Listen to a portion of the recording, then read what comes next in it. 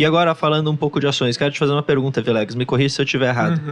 Porque até estava conversando disso com o Motinha, né? E até uma curiosidade, ele me apresentou um pessoal que é de um escritório de agente autônomo aqui, que fica lá no 8. Uns velhinhos, vamos colocar assim. Tudo Senhorzinhos, né? Pô, eles todos são iguais o Barsi, investem em dividendos e o caramba. Falei, pô, é aqui que eu tenho que estar. Aí o Moto falou, cara, olha você, a sua idade, olha eles. Falei, a gente pensa igual, que legal isso. Mas enfim, aí a gente tava até conversando com o Moto que nesse cenário, assim, talvez as ações de valor, essas mais maduras, assim, que normalmente acabam pagando dividendos, elas não andem tanto quanto as ações que apanharam muito, varejo, tecnologia, essas empresas mais alavancadas. Como que você vê esse cenário agora, se o cara quer se posicionar de forma mais tática também para pegar essa pernada? Não, uma ótima pergunta, Rosolini. Eu costumo dizer o seguinte, tá? Para você olhar a bolsa, principalmente nessa ótica que você falou, né, do investidor mais tático, os movimentos, eles acontecem, digamos, em tranches ali, em grupos, em pelotões. Né? Como, assim, imagina uma corrida, tem um pelotão de elite, depois tem as pessoas ali. Pensar numa guerra. Tudo bem. Corrida. Tudo bem, é que não pode falar isso, porque senão é verdade, o YouTube penaliza. Exatamente, não é assim. Então tem a bolsa, né, as ações, elas se movem em pelotões. Podemos dizer o seguinte. O que acontece? A gente tem hoje, acho que o Luigi ele trouxe muito bem, não adianta às vezes o investidor querer assim, vou esperar o Banco Central anunciou que caiu os juros para eu ir de peito aberto, né, e comprar as ações. Ele tem que entender que sim, ainda existe espaço para uma valorização, mas boa parte disso já aconteceu. Tá? Não por menos, nos últimos 2 meses aqui, a Bolsa Brasileira saiu de 100 para 120 mil pontos no pulo. Assim, foi assim, bizarro a intensidade como essa movimentação aconteceu, que acaba sendo também uma característica que a gente vem observando nos últimos anos. Assim, as narrativas, quando elas acontecem, os movimentos são muito rápidos. Então eu vejo que na figura do investidor, ou você tem aquela característica do Barsi mesmo, ou do Rosolini, de eu vou comprar com visão de longo prazo e fazer ali as compras todos os meses, ou senão você vai ficar muito para trás, comprando na alta e vendendo na baixa. Exatamente. Porque assim, realmente assim, acompanhar o mercado assim, as coisas estão acontecendo de maneira muito rápida.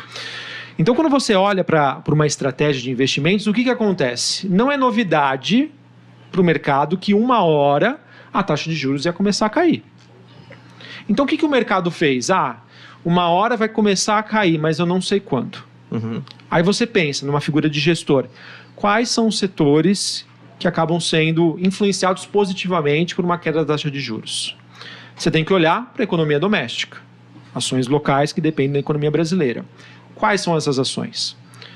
Construção civil, varejo, small caps, setor elétrico, bancos. Dentro dessas empresas, o que acaba sendo mais conservador? O que é ser mais conservador nesse sentido? Se a taxa de juros começar a cair, legal, sou beneficiado, mas se dá uma dor de barriga, eu não vou ser tão penalizado. Quais são esses setores? Quais são essas empresas? Bancos e elétrico. Então, se a gente olhar para o desempenho dessas ações, finalzinho de 2022, comecinho de 2023, foram as ações que melhor performaram. Com o mercado antecipando, sem ainda aquele viés de que, poxa, agora as coisas vão acontecer, mas querendo ter esse tipo de exposição. Exato. Quando a gente chegou ali para abril, maio, que a gente teve tipo digamos, uma tempestade perfeita, mas ao contrário, né? A tempestade perfeita é negativa, mas a gente teve China deflacionária, diminuindo o preço das commodities, a economia assim, um pouco mais controlada, as inflações caindo e, o mercado começando a precificar a queda de juros e o governo não atrapalhando. Começou a atrapalhar no começo do ano, mas depois acho que entendeu o recado. Exato. Não atrapalhou. E um congresso ali que acabou dando as suas ponderações. Quando isso aconteceu, agora está iminente. A taxa de juros vai começar a cair mais cedo ou mais tarde, mas ela vai. O mercado, então, ele parte para o segundo pelotão, que são aquelas outras empresas que acabam sendo beneficiadas por um movimento de queda de juros. Que não tinham andado ainda. Que são as que não tinham andado. Então, o que andou muito? Construção civil, né? Varejo, as empresas de menor capitalização, que são empresas alavancadas, mas mesmo assim têm boas histórias. Então, essas empresas elas começam a andar. Olhando para frente, que a gente tem essa iminência, muitos podem se questionar. Tá, Vilegas, então você me disse que já era. Se eu querer operar a queda da taxa de juros, eu não vou ter mais nenhuma oportunidade? Não é bem assim. Porque quando a gente olha para a precificação da Bolsa, sim, o fator juros, que até a gente estava comentando aqui anteriormente, ele é muito importante. Ele é muito importante por 2 motivos. Primeiro, que é a questão do custo de oportunidade. Eu compro uma renda fixa ou invisto em ações? Segundo ponto, que é a questão envolvendo a dívida dessas empresas. Quando você tem uma taxa de juros muito elevada, normalmente as empresas têm dívidas pós-fixadas, então elas acompanham a movimentação da taxa de juros. Então entra a receita para o meu caixa, eu tenho uma taxa de juros elevadíssima, ou seja, a minha dívida subiu naturalmente por conta desse ciclo, eu gasto mais com o meu credor e sobra menos para o acionista. Então, num primeiro momento, tem esse efeito. Que eu vejo que, na minha opinião, grande parte dele já foi precificado. Não por menos, como o Luigi trouxe, para 2024 já está no preço. Não é novidade para o mercado se a Selic for para 9. Exato. Se no ano que vem a Selic chegar a 9, não vai ser novidade para ninguém. Isso já está no mercado. O que eu vejo que agora nós temos a oportunidade é de tentar entender quais as empresas que, olhando para os seus resultados, para o trabalho que ela vai fazer agora com uma taxa de juros que vai começar a ficar menor e vai sobrar mais dinheiro para ela, aonde ela vai conseguir se realocar. E como vai ser o retorno dessa alocação. Exatamente. Então eu vejo que daqui para frente, sim, a gente deve olhar para as ações ligadas à economia doméstica. Mas nem sempre é comprando qualquer coisa.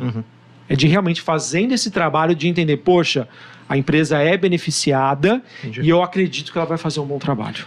Não, seria talvez aqui, até pensando em tentar mitigar um pouco o risco assim, do portfólio, e me corrija se eu estiver errado, mas talvez se posicionar um pouco nessa renda fixa, visando esse juro real ainda interessante hoje, comprar essas ações, porque mesmo que venha, por exemplo, um Galípolo da vida lá na frente, e que possa, de alguma forma, estragar um pouco esse cenário para as ações, você se protegeu com esse ativo de renda fixa, correto? Ou não dá para olhar dessa forma? Eu acho que dá, porque se você tivesse esse cenário realmente que a gente imaginou aqui, de uma inflação voltando a subir lá na frente, um Banco Central resistente a subir juros, você pode ter esse fechamento de juro real que pode te dar um upside bastante interessante nessa tua carteira de renda fixa. Então não é só um play de carrego, você pode ter um upside interessante também nesse cenário. Mas aí nesse cenário, essas ações, elas sofreriam? Ou não necessariamente? Sofre, porque não tem eu digo por um cara mais tático, então, porque ele pegaria essa pernada maior agora com elas,